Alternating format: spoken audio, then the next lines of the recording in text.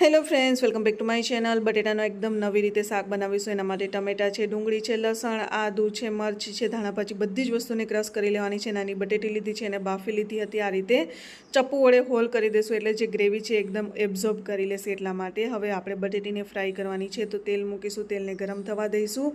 Fry કરીને જે વધેલું તેલ છે એમાં જ આપણે વઘાર કરી લઈશું। તો બટેટીને ગોલ્ડન બ્રાઉન રંગની થાય ત્યાં સુધી આપણે એને ફ્રાય કરી લેવાનું છે। બટેટાનું શાક તમે ઘણીવાર બનાવ્યું હશે, પણ એકવાર આ રીતે જરૂરથી ટ્રાય કરજો, ઘરમાં બધાને ભાવશે। અહીંયા તમે જોઈ શકો છો જીરું ઉમેરી દીધું છે, હિંગ, હળદર ઉમેરી દીધી છે, જે પેસ્ટ તૈયાર કરી છે એ પેસ્ટ ઉમેરી દેવાની છે અને આ રીતે ઢાંકી દઈશું એટલે જેના છાંટા છે એ બહાર ઉડે નહીં એટલા માટે। અહીંયા લાલ મરચાંનો પાવડર છે, ધાણા જીરું પાવડર છે, ગરમ મસાલો છે, સ્વાદ અનુસાર મીઠું છે, આટલી વસ્તુ ઉમેરી દેવાની છે અને સારી રીતે ગ્રેવીને પકાવવાની છે। સાથે સાથે આપણે અહીંયા કસૂરી મેથી પણ ઉમેરી દીધી છે, જેનાથી ટેસ્ટ સરસ એવો આવે છે। તેલ છૂટું પડી ગયું છે, હવે આપણે દહીં ઉમેરીશું, 1 ચમચી જેટલું। દહીંથી ખૂબ જ સરસ એવો ટેસ્ટ આવે છે। અહીંયા બટેટી ઉમેરી દઈશું, સારી રીતે મિક્સ